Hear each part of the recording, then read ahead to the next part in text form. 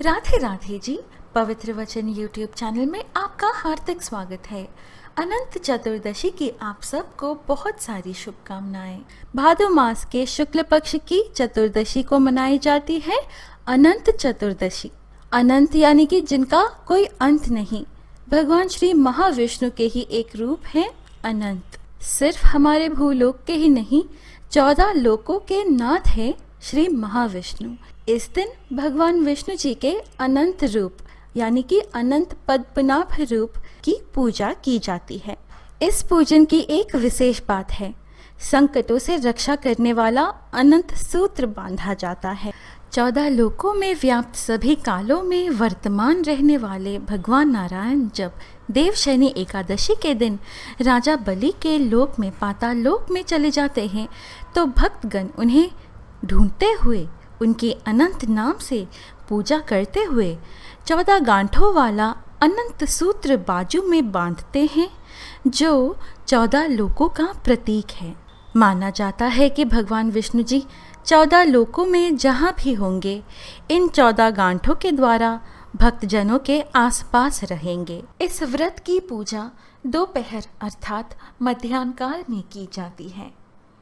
अनंत चतुर्दशी पर भगवान श्री कृष्ण जी द्वारा राजा युधिष्ठिर जी से कही गई ऋषि कौंडिन्य जी एवं उनकी स्त्री शीला जी की गाथा सुनाई जाती है।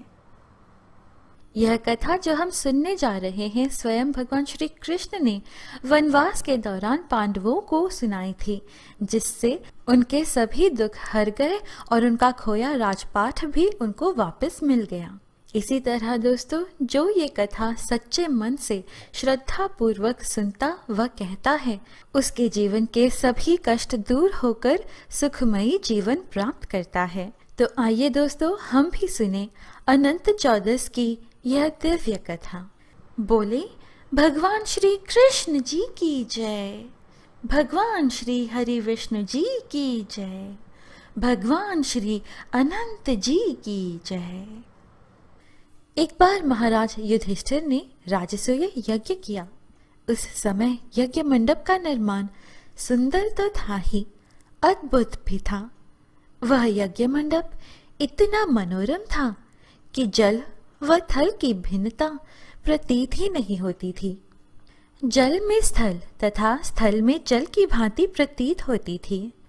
बहुत सावधानी करने पर भी बहुत से व्यक्ति उस अद्भुत मंडप में धोखा खा चुके थे। एक बार कहीं से टहलते टहलते दुर्योधन भी उस यज्ञ मंडप में आ गया और एक तालाब को स्थल समझकर उसमें गिर गया। द्रौपदी ने यह देखकर अंधों की संतान अंधी कहकर उनका उपहास किया। इससे दुर्योधन चिढ़ गया। यह बात उसके हृदय में बाण समान लगी। उसके मन में द्वेष उत्पन्न हो गया और उसने पांडवों से बदला लेने की ठान ली। उसके मस्तिष्क में उस अपमान का बदला लेने के लिए विचार उपजने लगे। उसने बदला लेने के लिए पांडवों को द्यूत क्रीड़ा में हराकर उस अपमान का बदला लेने की सोची। उसने पांडवों को जुए में पराजित कर दिया। पराजित होने पर प्रतिज्ञानुसार पांडवों को 12 वर्ष के लिए वनवास भोगना पड़ा। वन में रहते हुए पांडव अनेक कष्ट सहते रहे। एक दिन भगवान कृष्ण जब मिलने आए, तब युधिष्ठिर ने उनसे अपना दुख कहा और दुख दूर करने का उपाय पूछा। तब श्री कृष्ण ने कहा, हे युधिष्ठिर, तुम विधिपूर्वक अनंत भगवान का व्रत करो। इससे तुम्हारा सारा संकट दूर हो जाएगा और तुम्हारा खोया राज्य पुनः प्राप्त हो जाएगा। इसी संदर्भ में श्री कृष्ण ने उन्हें एक कथा भी सुनाई। कथा के अनुसार पौराणिक युग में सुमंत नाम का एक ब्राह्मण था, जो बहुत विद्वान था। उसकी पत्नी भी धार्मिक स्त्री थी, जिसका नाम दीक्षा था। सुमंत और दीक्षा की एक संस्कारी पुत्री थी, जिसका नाम सुशीला था। सुशीला के बड़े होते होते उसकी माँ दीक्षा का स्वर्गवास हो गया। सुशीला छोटी थी। उसकी परवरिश को ध्यान में रखते हुए सुमंत ने कर्कशा नामक स्त्री से दूसरा विवाह किया। कर्कशा का व्यवहार सुशीला के साथ अच्छा नहीं था, लेकिन सुशीला में उसकी माँ दीक्षा के गुण थे। वह अपने नाम के समान ही सुशील और धार्मिक प्रवृत्ति की थी। कुछ समय बाद जब सुशीला विवाह योग्य हुई तो उसका विवाह कौंडिन्य ऋषि के साथ किया गया। कौंडिन्य ऋषि और सुशीला अपने माता पिता के साथ उसी आश्रम में रहने लगे। माता कर्कशा का स्वभाव अच्छा न होने के कारण सुशीला और उनके पति कौंडिन्य को आश्रम छोड़कर जाना पड़ा। जीवन बहुत कष्टमयी हो गया। ना रहने को जगह थी और ना ही जीविका के लिए कोई भी जरिया। दोनों काम की तलाश में एक स्थान से दूसरे स्थान भटक रहे थे। तभी वे दोनों एक नदी तट पर पहुंचे, जहां रात्रि का विश्राम किया। उसी दौरान सुशीला ने देखा वहां कई स्त्रियां सुंदर सजकर पूजा कर रही थी और एक दूसरे को रक्षा सूत्र बांध रही थी। सुशीला ने उनसे उस व्रत का महत्व पूछा। वे सभी अनंत देव की पूजा कर रही थी और उनका रक्षा सूत्र, जिसे अनंत सूत्र कहते हैं, वो एक दूसरे को बांध रही थी, जिसके प्रभाव से सभी कष्ट दूर होते हैं और व्यक्ति के मन की इच्छा पूरी होती है। सुशीला ने व्रत का पूरा विधान सुनकर उसका पालन किया और विधि विधान से पूजन कर अपने हाथ में अनंत सूत्र धारण किया और अनंत देव से अपने पति के सभी कष्ट दूर करने की प्रार्थना की। समय बीतने लगा। ऋषि कौंडिन्य और सुशीला का जीवन सुधरने लगा। अनंत देव की कृपा से धन धान्य की कोई कमी न थी। अगले वर्ष फिर से अनंत चतुर्दशी का दिन आया।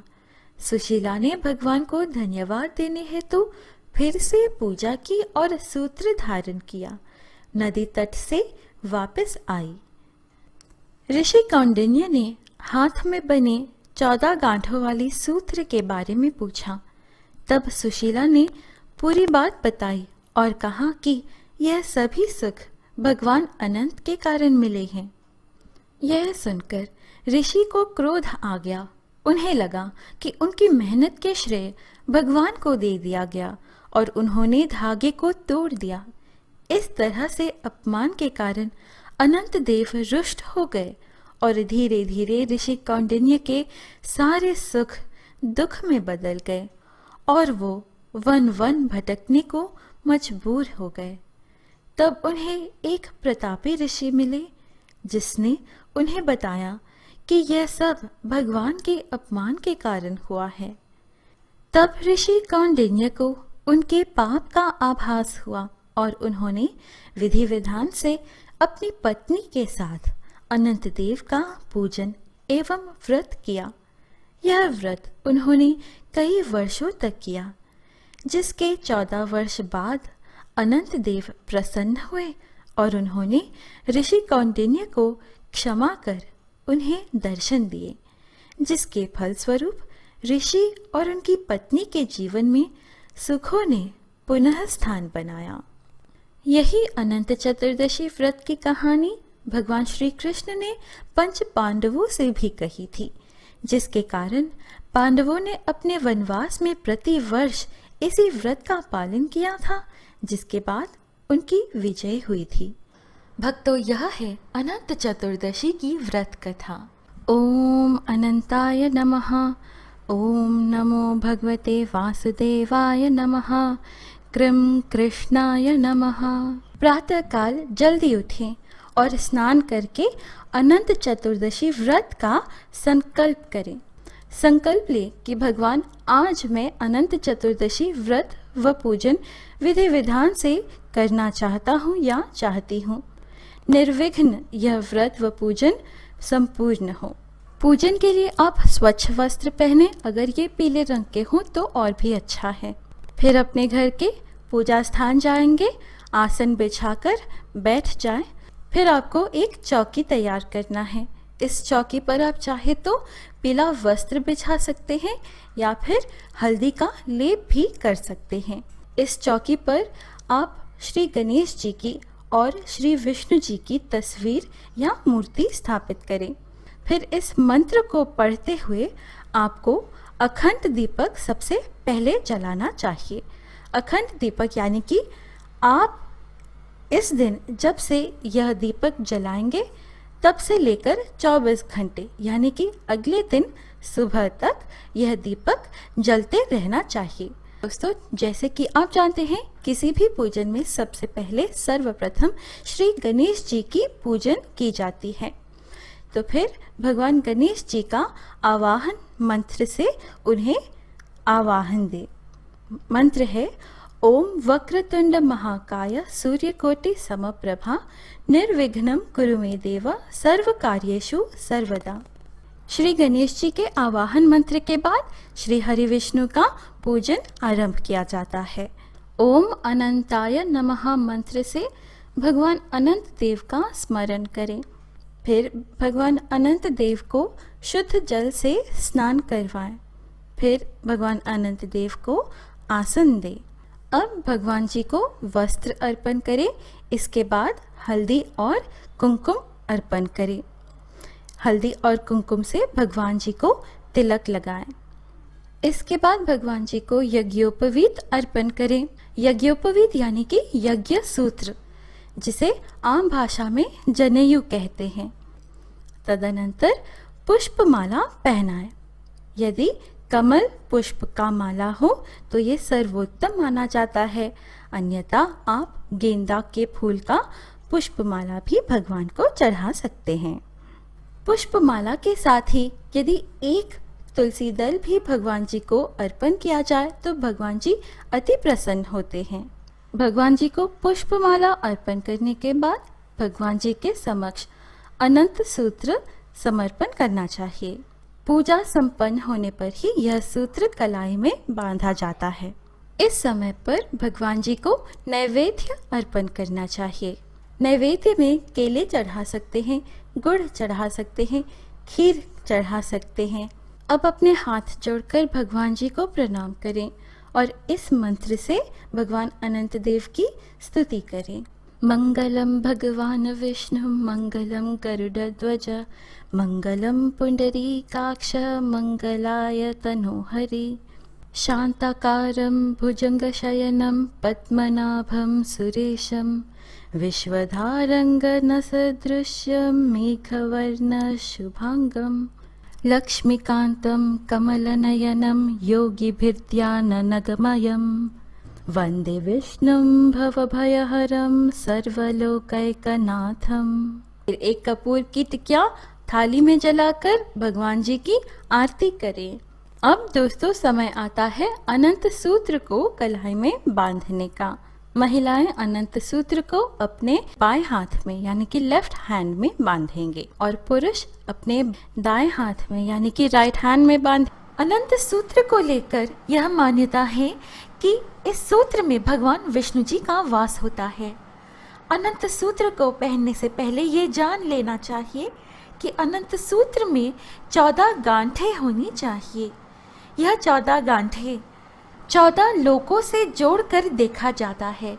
इसलिए भगवान विष्णु जी का चतुर्दशी अर्थात 14वें दिन का यह अत्यधिक महत्व है।